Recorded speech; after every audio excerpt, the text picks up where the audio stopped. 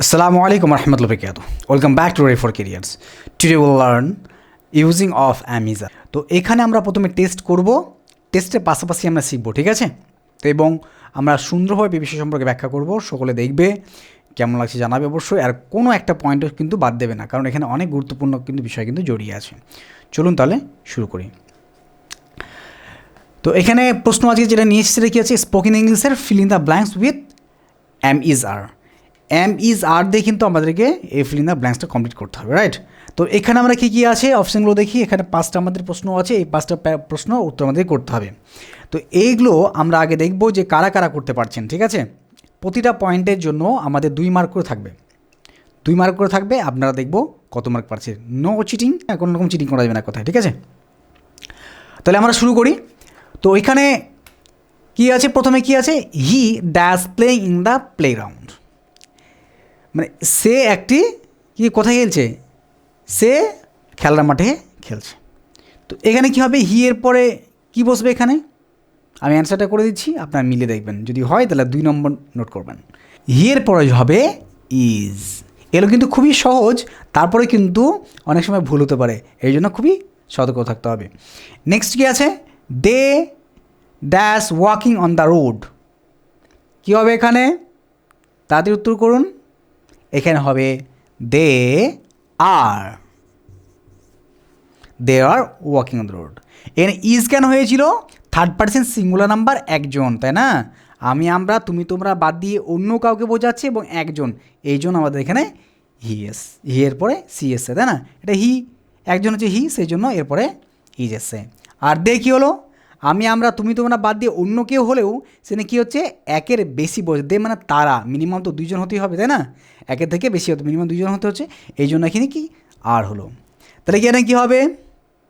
নিয়মটা বলে ফেললাম যদিও, হ্যাঁ, কিছু করার নেই, হয়তো বলে ফেললাম একদম। আচ্ছা, বয়স কী হবে? আর।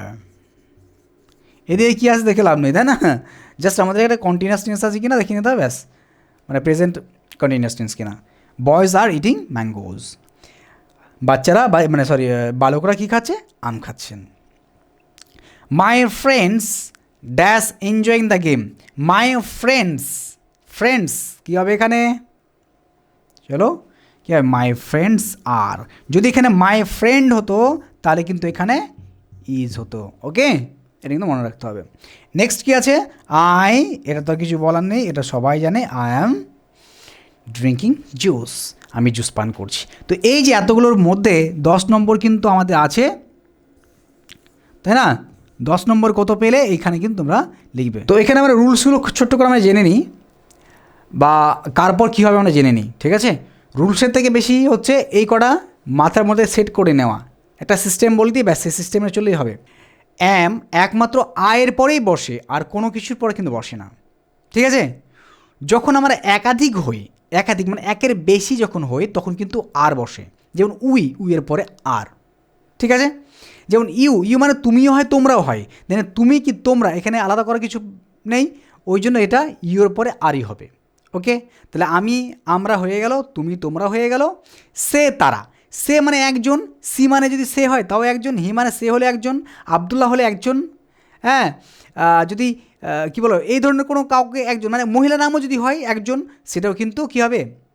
ইজ হবে, কারণ সেটা একজন, থার্ড পারসন সিঙ্গুলার, মানে আমি, আমরা, তুমি, তোমরা বাদ দিয়ে অন্য কেউ যদি হয় এবং একজন হলে সেটা সিঙ্গুলার বলা হয়, ওকে? আমি, আমরা, তুমি, তোমরা বাদ দিয়ে অন্য কেউ বা অনেকগুলো হোক বা একজন হোক বা এক কথা অন্যদেরকে এক কথা বোঝায় কি? Third person. কিন্তু যদি একজন হয় তাহলে সিঙ্গুলার, আর এই সিঙ্গুলারের ক্ষেত্রে কী হয়?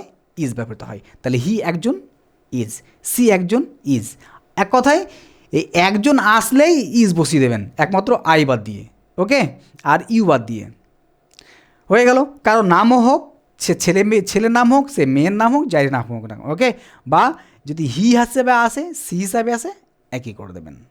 দেখেন সবগুলো কিন্তু রুলস একই মিলিয়ে আছে। এই ভিডিও যদি আপনাদের কোনো রকম বিন্দুমাত্র উপকার আসে তাহলে অবশ্যই লাইক, শেয়ার, কমেন্ট করে দেবেন।